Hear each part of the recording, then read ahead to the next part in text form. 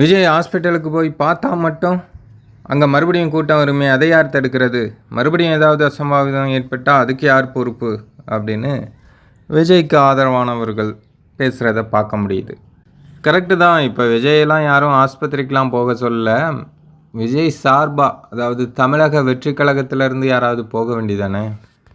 திமுககாரங்க வந்திருக்காங்க, முதல்வர் வந்திருக்காரு, அதிமுகவிலேருந்து வந்திருக்காங்க. ஆனால் இந்த சம்பவம் ஏற்பட்டதுக்கு காரணமாக இருந்த தமிழக வெற்றி கழகத்திலேருந்து யாருமே போகலை. ஏன் புஷி ஆனந்த் போக வேண்டியதானே?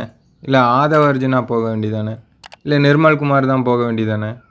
அங்கே தானே இருந்தானுங்க, போக வேண்டியதானே?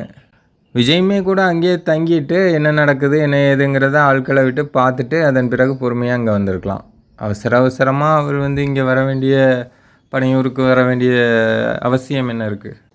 நான் பனையூருக்கு போயிட்டு ஒரு அறிக்கை, இதயம் நொறுங்கி இருக்கேன், அப்படி இருக்கேன் இப்படி இருக்கேன்னு பத்திரிக்கையாளர்கள் இங்கே கேட்டாங்களே, ஒரு வார்த்தை, அதாவது ஒரு பேச்சுக்காவது தெரியாமல் இந்த மாதிரி சம்பவம் நடந்துருச்சுங்க, ஒரு சாரியோ இல்லை ஏதோ ஒன்று கேட்க வேண்டியதானே? மக்களுக்கு இறந்தவர்களோட குடும்பத்தினருக்கு ஆறுதல் சொல்ல வேண்டியதானே? அவருடைய ரசிகர்கள் தானே. ஏன் அதை சொல்கிறதுக்குமா அவருக்கு முடியலை? பத்திரிக்கையாளர்கள் என்ன அவரை பிடிச்சி அப்படியே கடிச்சா வச்சிடுறாங்க? அந்த கேள்வி கேட்பாங்க, அடுத்ததாக ஒரு கேள்வியை கேட்க போகிறாங்க, அந்த ஆறுதலை மட்டும் சொல்லிவிட்டு கிளம்ப வேண்டியதானே? அவரை யார் பிடிச்சி வச்சுருக்க போகிறாங்க? பத்திரிக்கையாளர்கள் அவ்வளோ கத்தி கத்தி சார் 30 பேர் இறந்துட்டாங்க சார் அப்படின்னு கத்துறாங்க, அதுக்கு அதிலே வாங்காமல் போகிறாரு. அப்புறம் என்னத்தை சொல்ல?